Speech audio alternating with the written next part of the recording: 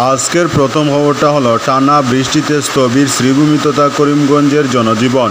জলমগ্ন settlement road. Sreebhumi তথা করিমগঞ্জ জেলার সদর এলাকা কয়েকদিনের টানা ভারী বর্ষণে কার্যত জলমগ্ন। শহরের কেন্দ্রস্থল দিয়ে বয়ে যাওয়া গুরুত্বপূর্ণ সেটেলমেন্ট রোড এখন যেন এক প্রবাহমান জলধারা। হাঁটুর সমান জল জমে গেছে রাস্তায়, ফলে ব্যাহত হচ্ছে স্বাভাবিক জনজীবন। ভোরের আলো ফুটার সঙ্গে সঙ্গেই শহরের চেনা চিত্র যেন এক মুহূর্তে বদলে গেল। রাস্তায় জল, ছাতা মাথায় হাতে ব্যাগ কিংবা জরুরি জিনিসপত্র নিয়ে পায়ে হেঁটে চলেছেন সাধারণ মানুষ। পাশে দাঁড়িয়ে রয়েছে সারি সারি অটোরিকশা, যেগুলোর চাকা অর্ধেক ডুবে আছে বৃষ্টির জলে।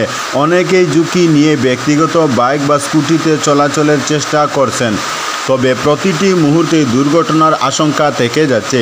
সাধারণ মানুষ অভিযোগ করছেন, ড্রেনেজ ব্যবস্থা একেবারেই ভেঙে পড়েছে। পৌর প্রশাসনের তরফ থেকে এখনও পর্যন্ত কোনো অকার্যকরী পদক্ষেপ চোখে পড়েনি বলেই অভিযোগ বাসিন্দাদের। ব্যবসায়ীরা বলেছেন, দোকানে পানি ঢুকে ক্ষতিগ্রস্ত হচ্ছে পণ্য সামগ্রী। সকাল থেকেই দোকানপাট বন্ধ রাখার মতো পরিস্থিতি তৈরি হয়েছে। আজকের পরবর্তী খবরটি হলো হৃদয় বিদারক ঘটনা। ভূমিধসে গর্ভবতী মহিলাসহ 3 জনের মৃত্যু। হৃদয় বিদারক ঘটনা ঘটল। ভারী বৃষ্টিপাতের ফলে ভূমিধসে গর্ভবতী মহিলাসহ 3 জনের মৃত্যু হয়েছে মিজোরামে। শনিবার ভোরে মিজোরামের চাম্পাই জেলার বাফাই গ্রামে মৃত্যু হয় 3 জনের। ভূমিধসের কারণে বাফাই গ্রামের পুতানজুয়ালার একটি আসাম টাইপ বাড়ি ধসে পড়েছে। নিহতরা হলেন লেংখুয়াইতাঙ্গা, তার মেয়ে লালনেইতুয়ামি এবং পুত্রবধূ লালরামনিয়েঙ্গি। পুত্রবধূ 4 মাসের অন্তঃসত্ত্বা ছিলেন।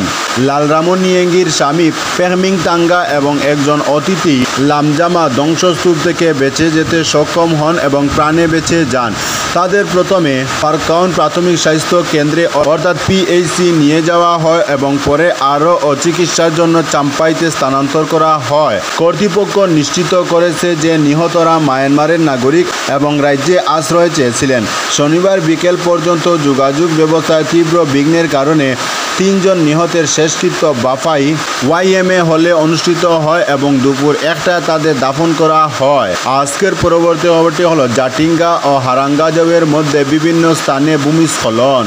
শিলচর হাফলং স্বরাষ্ট্র সড়কের যাতায়াত স্তব্ধ। জাটিঙ্গা ও হারাঙ্গাজাওয়ের মধ্যে বিভিন্ন স্থানে ভূমিস্খলনের ফলে ব্যাহত হয়েছে যাতায়াত ব্যবস্থা।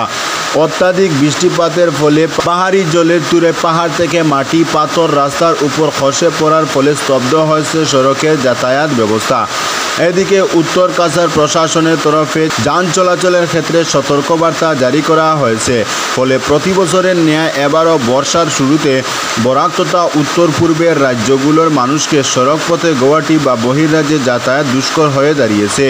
এদিকে টানা বৃষ্টিতে শিলচর গৌহাটি 6 নং জাতীয় সড়কের অবস্থাও যান চলাচলের ক্ষেত্রে মোটেই নিরাপদ নয়। যদিও যান চলাচল বন্ধ হয়নি, তবে মেঘালয় প্রশাসন ইতিমধ্যেই লাল সতর্কতা জারি করেছে। আজকের পরবর্তী খবরটি হলো 37.3% জাল 500 টাকার নোট। দুর্নীতি ও কালো টাকা নির্মূলে নোট বাতিলের সিদ্ধান্ত নিয়েছিলেন প্রধানমন্ত্রী নরেন্দ্র মোদী। ছাপা হয়েছিল 2000 ও 500 টাকার নতুন নোট। 7 বছরের মধ্যেই 2000 টাকার নোট বাজার থেকে তুলে নিয়েছে সরকার। এবার রিজার্ভ ব্যাংকের রিপোর্ট বলছে, গত 1 বছরের মধ্যে 37.3% বৃদ্ধি পেয়েছে 500 টাকার জাল নোট। এপ্রিল 2024 থেকে মার্চ 2025-এ জাল 500 টাকার নোট ধরা পড়েছে। তার মোট পরিমাণ 5,88,000 কোটি টাকা। আজকের পরবর্তী খবরটি হলো শিলচর শহর সহ বহু এলাকা জলের তলায়, নাজেহাল জনজীবন। জলের তলায় শিলচর শহর সহ আশেপাশের বহু এলাকা। ভারী বৃষ্টিপাতে হাবুডুবু হতে হচ্ছে শহরবাসী। শহরের রাজপথ থেকে অলিগলি সবই জলের নিচে। শিলচরের মন্দির দিঘির পার, Shillongpatti, Panchayat road, Vivekananda road, national highway point সহ বিভিন্ন এলাকা জলমগ্ন হয়ে ওঠায় পথচারীদের চরম দুর্ভোগ পোহাতে হচ্ছে।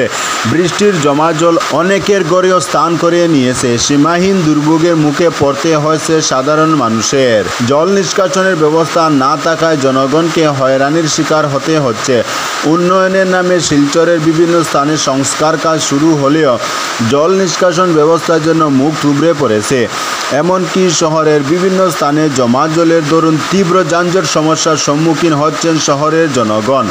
শহরের জল নিষ্কাশন ও চলমান কাজের বিষয়ে বিভিন্ন প্রশ্ন উত্থাপন করেছেন ভুক্তভোগীরা। আজকের পরবর্তী খবরটি হলো গৌহাটিতে ভূমিধসে 2 শিশুসহ 5 জনের মৃত্যু।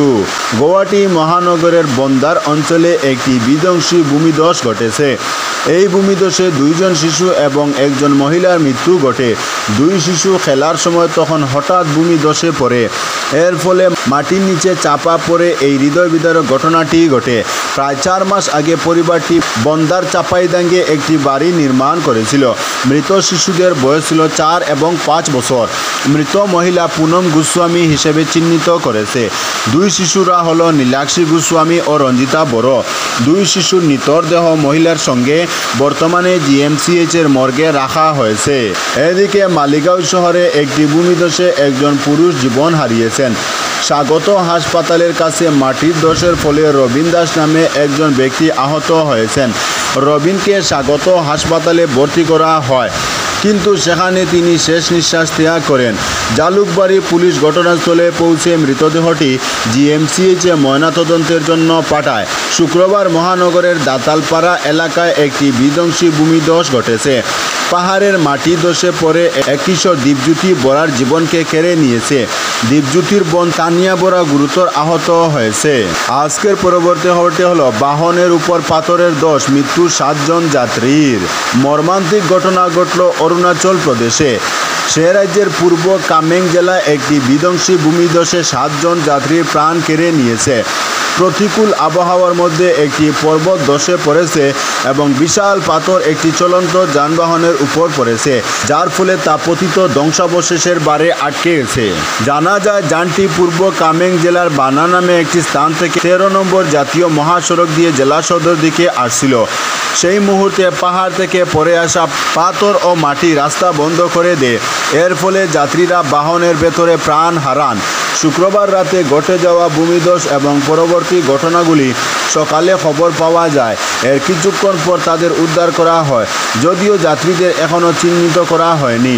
উল্লেখ্য, অরুণাচল প্রদেশ সরকার গত সপ্তাহ ধরে চলতে থাকা ভারী বৃষ্টির কারণে রাতে ভ্রমণের বিরুদ্ধে সতর্কতা জারি করেছে। তবুও রাতের বেলা যাত্রী পরিবহন করে। এদিকে একই রাস্তায় চলতে থাকা একটি মারুতি ব্রেজা যানও পাহাড়ের মাটি দ্বারা ধাক্কা খেয়েছে। এই ঘটনার ফলে একটি টাটা সুমো যানও ক্ষতিগ্রস্ত হয়েছে, তবে সুমোর যাত্রীরা নিরাপদ রয়েছেন। তো বন্ধুরা, আজকের জন্য এতটুকু। পরবর্তী কোনো নতুন ভিডিওতে দেখা হবে, তখন অবধি ধন্যবাদ।